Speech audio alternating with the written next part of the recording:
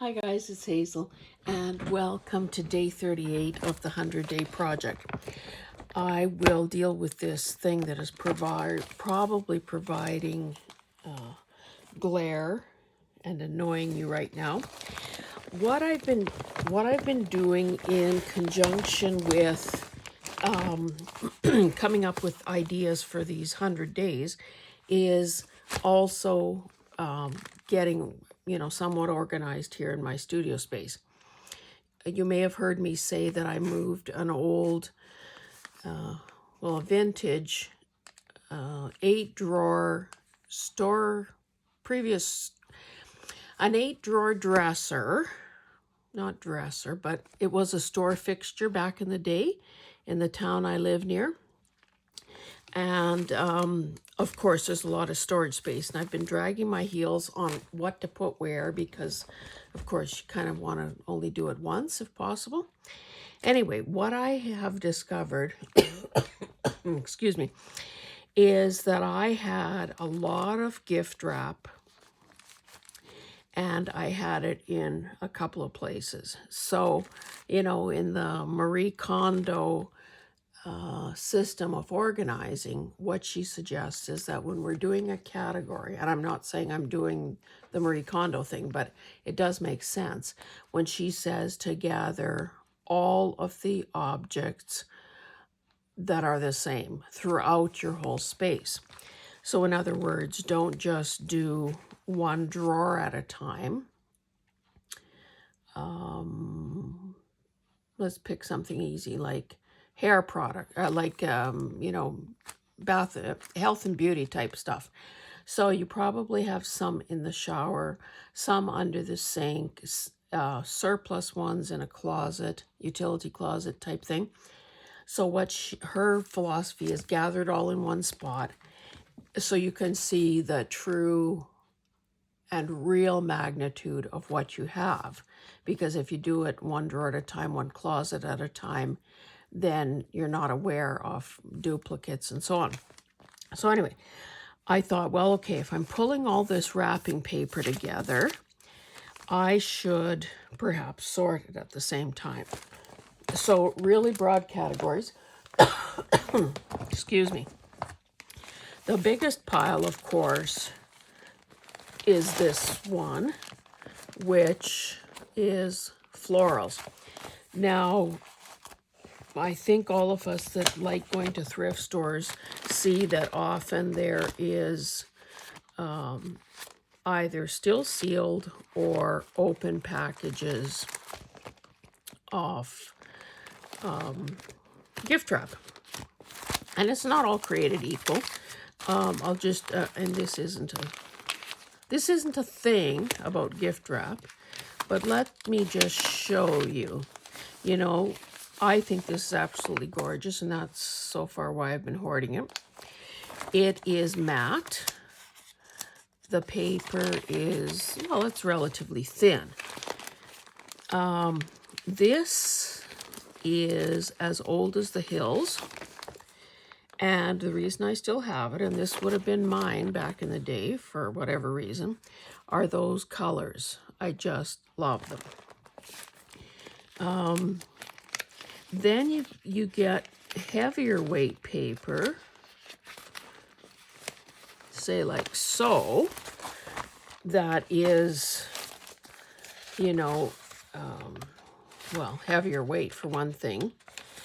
It's got a bit more substance to it. It's got little images that could either be torn around. It's got some script, a nest. So if I come across paper that I feel is really, really attractive, then I, of course, will buy, whatever's available, because it is a steal of a deal. Something like that is also gorgeous.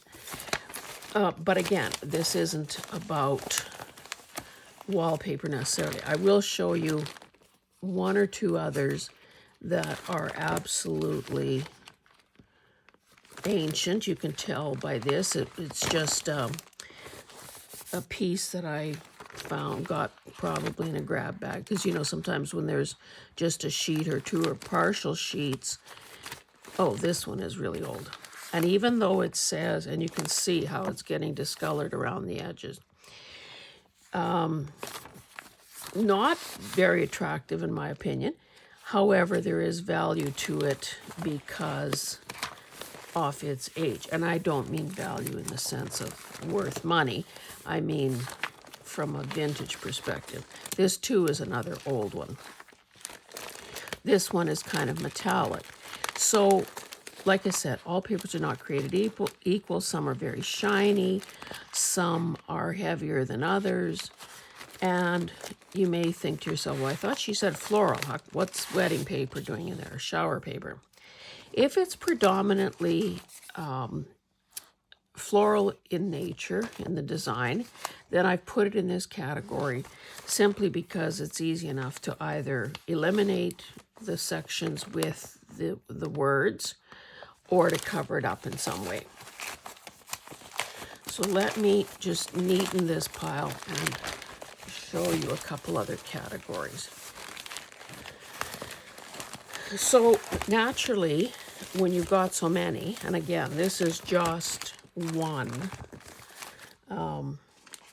section, albeit the biggest one, it's important to begin using it and to think of some ideas. Now, this paper, that's right on top, was paper that was wrapped around some flowers that I got for my birthday in March. So you might have seen me, I did a video on some of the ways to salvage things like that just come into your life unbidden. So you can see that these have been roughly squared off and folded for possible future signature pages. I should have cleaned a spot somewhere to put all this. Okay, I'm just going to, excuse me for 1 minute, I'm just going to turn and put this on the floor.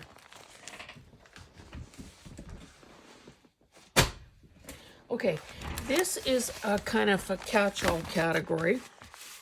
And these were kind of weird ones that didn't fit elsewhere. I really don't like this one, but I've got it. Easter, don't really do anything with Easter, but I can cherry pick, you know, the little chicks or the tulips, you know, so that's why this one is here. This one is absolutely gorgeous. Don't have much, oh, there's more of that Easter one. Don't have much of it, but you can see that I am hoarding it. This one it's kind of metallic-y, as you can see, and it's got what we would call a manly theme. Some Monopoly paper, which was just a novelty. Several sheets of this alphabet paper. Again, those could be fussy cut and turned into decorations for a kid's journal or just a novelty type or an eclectic journal. And then I love this paper so much that clearly I bought it twice. Again, kitchen, colorful, vibrant, blah, blah, blah. Okay. So this is one of those pouches that I think is intended to hold 12 by 12 paper. So I'll just pick out another. Oh, and some of these that still had the plastic bags that the wrapping paper came in, I was able to squeeze some categories in. So this bundle is sort of nature and animal. And I think that this organizational system that we're loosely calling an organizational system is going to make it easier to find the right paper at the right time.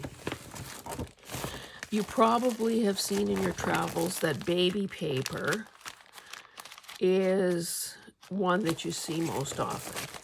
And I've done baby journals in the past, and I've just grouped it all together. And you can tell by this that this is again, as old as the hills. And this, of course, is too cute for words. So then another category that I did,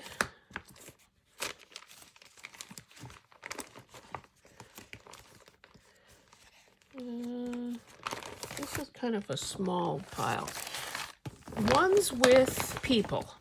So this is almost like a Holly Hobby look to it. This is a really cute one as well. I fussy cut some of those images in the past. This is kind of a Victorian looking one that, believe it or not, this is so old that, you know, back in the day when my kids were in school and they had different fundraisers, so at one point it was to, you know, sell the parents and grandparents. Oh, I see I have a few more that I missed here. Sell the parents and grandparents wrapping paper. Toy soldiers. These fashion ladies, and I've used them over and over again. This one is, I don't know, kind of, what, barbershop quartet, kind of vintagey. Haven't used that. I love this one so much. It's Valentine's paper, but of course it can be, you know, these different sections can be cherry-picked and used in that way. I think I ran out of bags that would fit.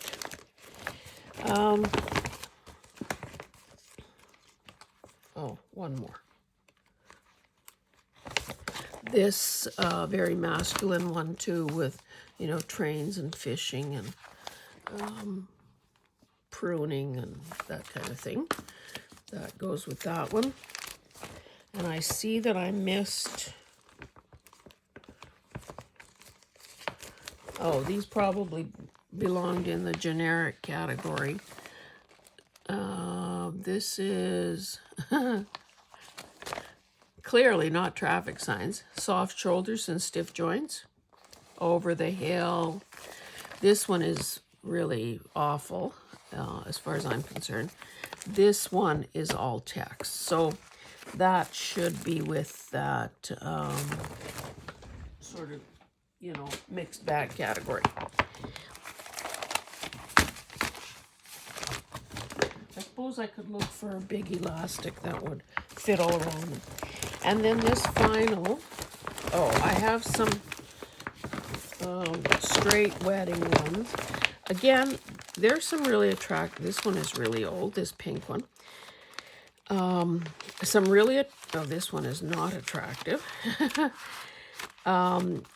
Really kind of attractive, you know, they tend to have a lot of gold and whatever, silver on them.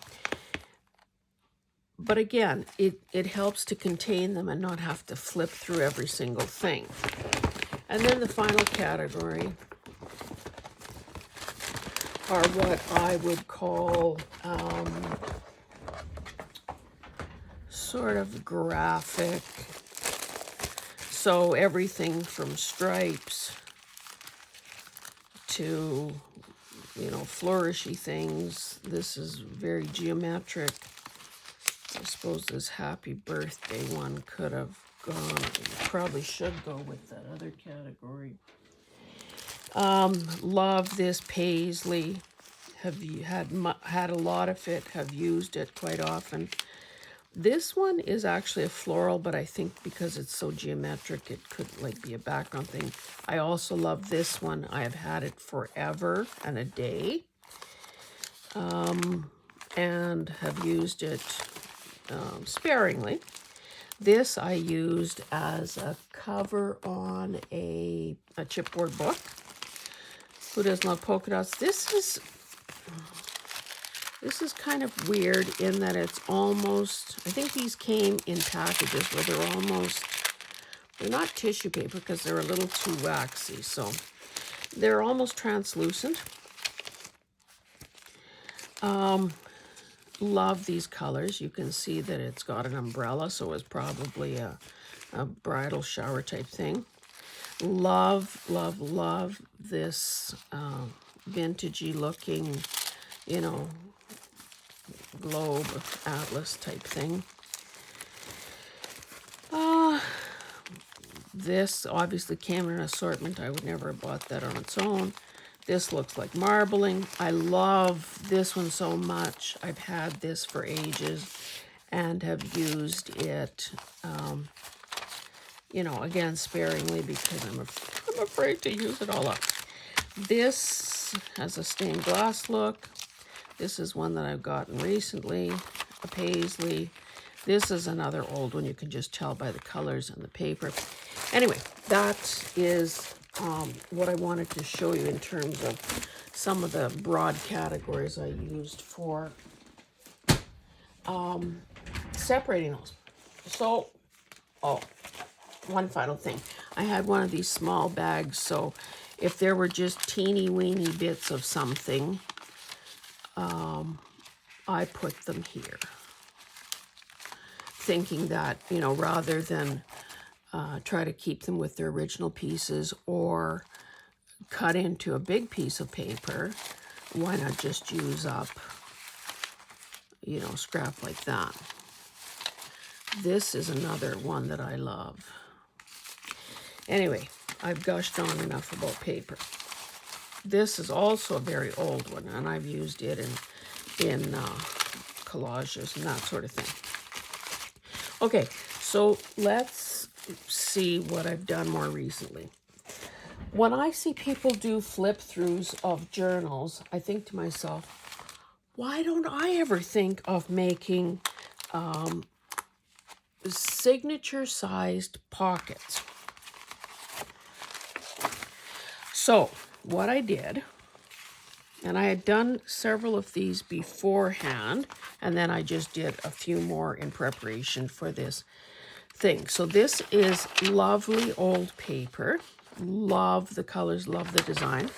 And what I did was, because of course I have enough, I'm sure we all have enough dictionary pages to last 2 lifetimes. So what I did was get them sort of, you know, fit them together. In this case, I sewed around 3 sides, which means when this gets folded, like so, and I would put divots. These are 2 top-loading pages that would appear in a journal. This is that paper that I showed you that I've gotten quite recently, and there's probably some glare from all that silver. But it's a sweet pastel, springy, collage-y type paper. So in this case, I just did a row of stitching top and bottom, which means when this is folded, let's do it like so. And I just picked I don't know, this has a little bit of a speckle to it, sort of a gray speckly paper. Again, would probably put divots on either side. And because this is, well, it's not pure white, but it, you know, it could become anything in a journal. It could be stamped on, something could be glued down to it or whatever. So I did a few of those because I thought if I've got this stuff out, in this case I used one of my dyed papers. This would have been with ink, I'm pretty sure. I did this probably a year or more ago. So I thought, well, if I've got the mess, this is a light blue. If I've got the mess out, let's make this worthwhile.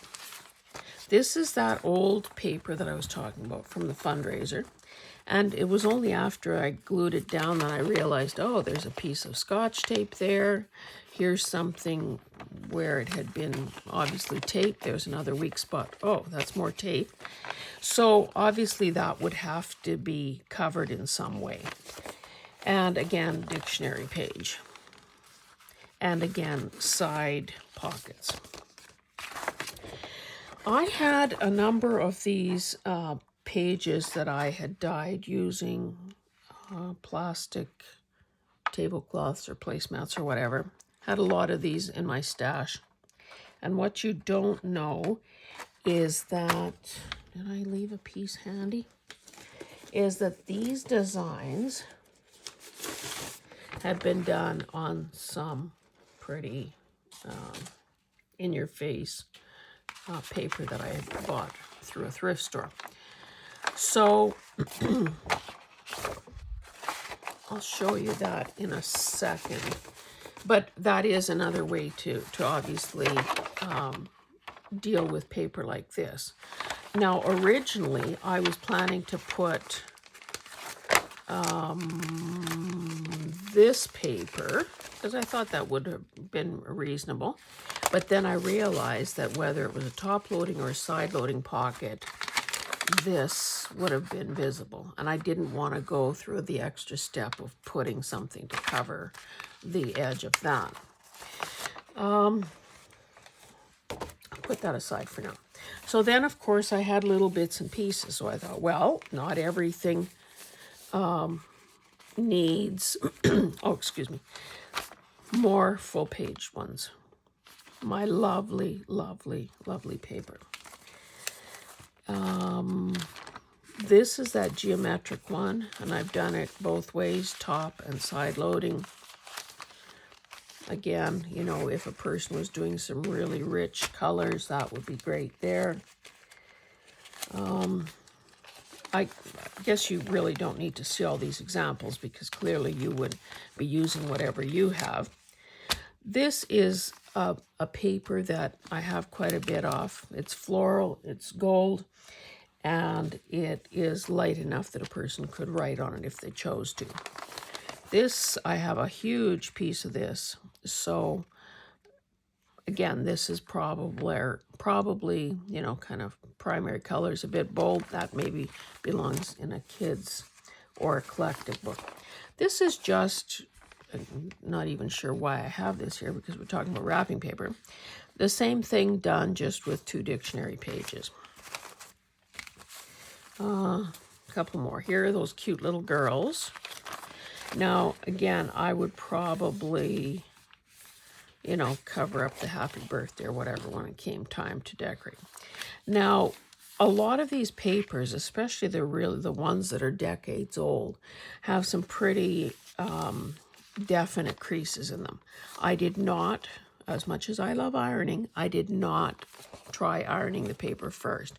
I suppose that's another step that a person could add to the process, or leave it as is, or ink it and emphasize the folds, or cover it with, you know, rickrack or ribbon or lace or whatever our little hearts desire. I love this one. I showed this to you earlier, and again, I would be covering the wedding aspect of it, unless, of course, it was a wedding book. This is another really vintage paper. I don't know whether you can tell or not that this is a bride. So it, you know, again, depending on the situation and the aesthetic of the journal, it could stay or it could be disguised in some way. So then I had smaller pieces, and I thought, well, okay, this is the one I love. Why not just pick some other paper? This doesn't look particularly square. Oh, I see. I should be trimming that. I would probably square this off a bit because that's a little annoying how this goes uphill. Anyway, let's just fold it and see how badly it's out. Oh, maybe it's an optical illusion because this first line is not straight. That's the problem with stripes. Anyway, cute little thing in a journal that is smaller. Then this is cute little paper, and I have another piece left. This could have been fussy cut, but again, you know, maybe life's too short for doing some of these itty bitty things. So another small pocket or signature page in a small journal. Now this is really getting to be small. Let's see what we have here for size. 3.5 by 3.5.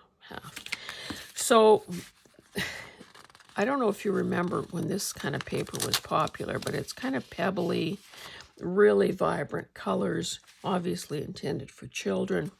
And that elephant was whole, so I did this. Now, I suppose that would make a very tiny, and of course that's where, unless you couldn't make them a centerfold, that kind of, here's the butt end of an elephant, people. So maybe this is one of those that would need to be hinged in a book and you lose that side of the pocket. I'm not going to fold that. And then the same paper, just with a couple of, toucans or whatever those birds are. And then the final thing I wanted to show you is I had more of this paper. I had scraps of that pastel one. I had these things that I had gel printed. I had a bit of this blue paper kicking around, and I thought, okay, why don't I just make a masterboard out of this? And that's what I did. So this too, perhaps, I think it looks like it's well stuck down, but maybe a person should actually sew around it and, let it be a signature page. So even though this has all sorts of variety of styles and vibrancy in it, I think it turns out pretty well. And I also think that at least for me, I'm trying to push myself in the direction of being a bit more whimsical, being a bit more eclectic. So, oh, here's one more. I love this paper as well. I fussy cut this flower a lot. Now this is probably a better size for a little tiny book. So,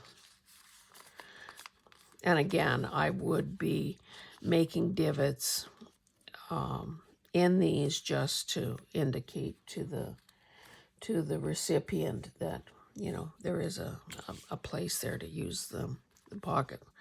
So I'm going to conclude there. I just wanted to give you, if you have half as much, gift wrap as I do, these are some options for using it. Typically, it is too lightweight to kind of be on its own, but doubled up, I think it's going to be fine. And I also think that the sewing of it sort of, gives it a bit of strength too. So I think that within a journal, it's going to be just fine to insert some paper into. So thanks for joining me, and we'll see you again tomorrow. Thanks. Bye.